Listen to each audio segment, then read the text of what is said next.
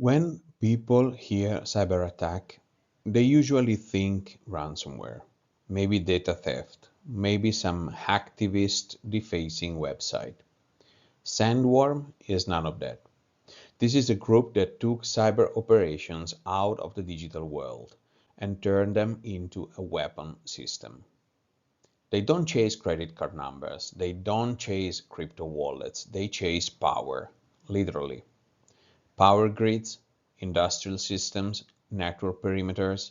If you run network infrastructure or anything people depend on to live normally, Sandworm is not just a threat actor, it's your threat model.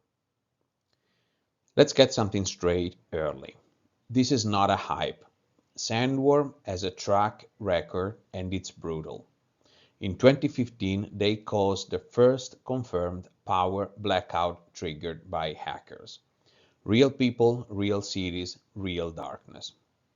In 2016, they became known and came back, so they became known this time with malware that spoke industrial control protocols, not Windows API. 2017, they unleashed NotPetya, disguised as ransomware, but engineered purely for destruction. That single operation caused over $10 billion in global damage. And then something interesting happened. Instead of getting louder, they got quieter. From 2021 to today, Sandworm shifted towards mass silent compromise, targeting the edges of networks, not the endpoint. Less chaos upfront, more leverage later.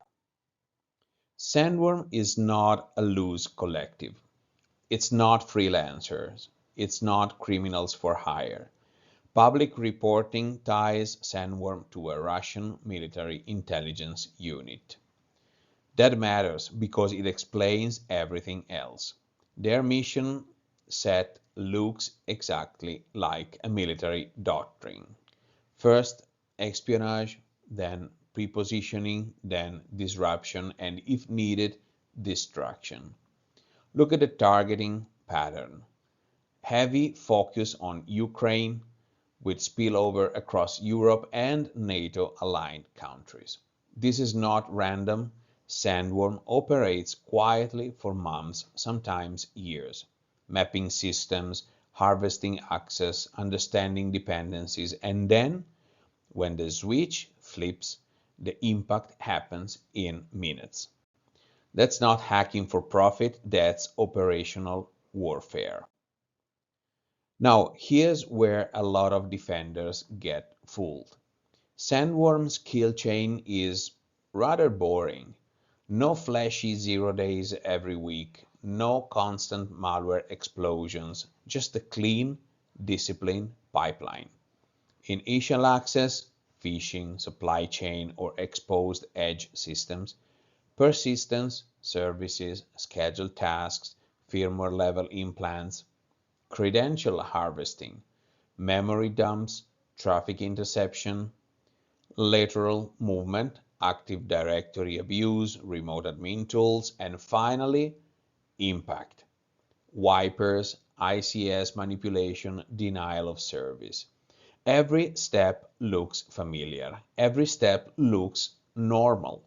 And that's the danger, because most security teams are trained to look for weird malware, not legitimate access used with hostile intent. Sandworm doesn't need to be clever. It just needs to be patient. Most attackers stop when they get data. Sandworm doesn't. For them, IT access is just the on-ramp. The real objective is what happens after, when corporate networks become a bridge to operational systems. Email, Active Directory, engineering workstations, jump hosts, these are not just IT assets, they are control paths. Once those paths are mapped, Sandworm can move from keyboards to breakers, valves, turbines, and switches. This is where cyber stops being abstract. Because when you cross from IT into OT, you are no longer attacking data. You are attacking operations, safety, trust, and continuity. And that's exactly where Sandworm wants to be. Now, here's the big shift, and it's kind of recent. From roughly 2021 onward, we said, Sandworm changed tactics. Instead of burning expensive 0 days, they started targeting something far simpler. Your perimeter. Firewalls, VPN gateways, routers, management interfaces, tools like Confluence and Veeam when they are exposed. The strategy is brutally efficient. Less 0 day exploitation, more misconfiguration abuse, more known CVEs, more credential replay. Why? Because edge devices sit in a blind spot. They are trusted, they are always on, and they see everything. The goal is not immediate destruction, it's a quiet foothold and a steady stream of stolen credentials for later. This is the part that makes security teams quite uncomfortable. Once Sandworm owns an edge device, they don't need malware on endpoints at all. They turn the perimeter into a sensor. First, they compromise the management plane, then they enable packet capture, silently watching traffic flow through, VPN logins, admin sessions, service tokens. No phishing required, no endpoint malware required, just patience. Once those credentials are collected, they are replayed into cloud consoles, SaaS apps, internal portals, and then they wait. This is what I call sleeping access. The breach already happened, but nothing breaks yet until one day access is activated somewhere else and nobody connects it back to the firewall. That's a trick. If the perimeter is yours, everything behind it eventually is too. Sandworm doesn't target randomly. They go where leverage is highest. Energy networks give them disruption power and long-term prepositioning. Telecom gives them visibility, surveillance, and the ability to cause systemic disruption. And managed services or cloud providers, that's the jackpot. One breach becomes many downstream victims. This is why reporting consistently shows activity across Europe, North America, and strategically relevant regions. These are not smash and grab operations, they are investments. Sandworm is not asking what we can break today. They are asking what do we want control over tomorrow. And here's another uncomfortable truth. If your detection strategy is built around malware, you're already late against Sandworm. Because in many of their most effective operations, there is no malware on endpoints. What you need to hunt is behavior.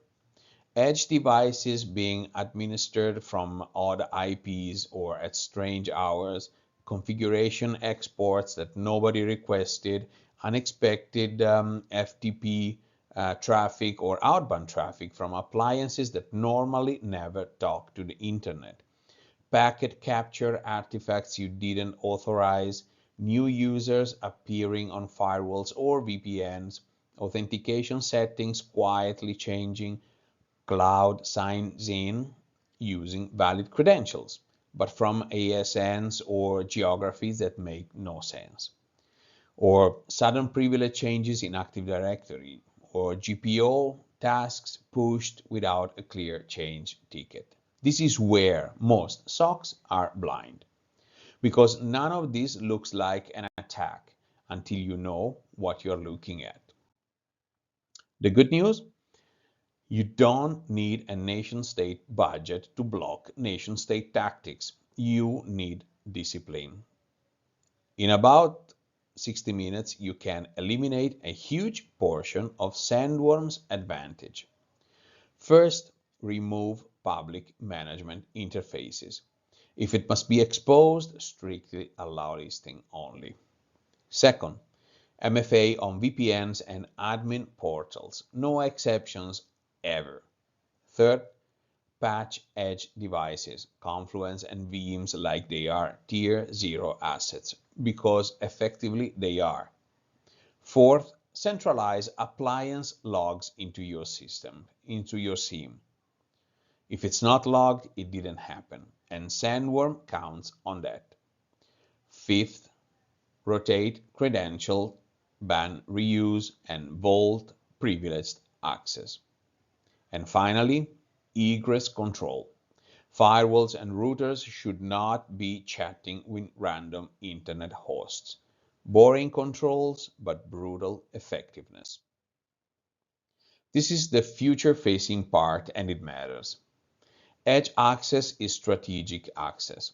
If Sandworm is inside your perimeter today, that doesn't mean something will break tomorrow.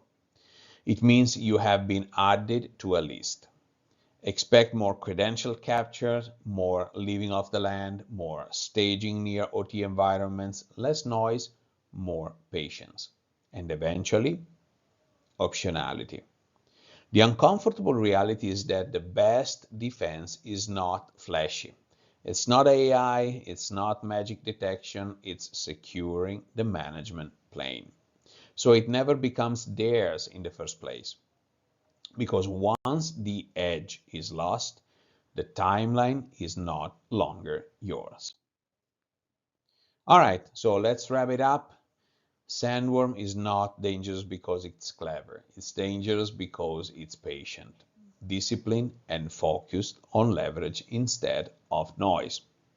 They don't rush, they don't need 0 days, they wait at the edge, collect access, and decide later whether they want espionage or disruption. If you take one thing from this video, let it be this. Edge devices are crown jewels. Firewalls, VPNs, management planes. That's where modern cyber conflict starts. If you secure those, you collapse a huge part of Sandworm's playbook. If you don't, the breach might already be behind you. This was Dark Profile on Sandworm. If you want more deep dives into real-world threat actors, not hype, not headlines, but how they actually operate, check out the rest of the Dark Profile playlist.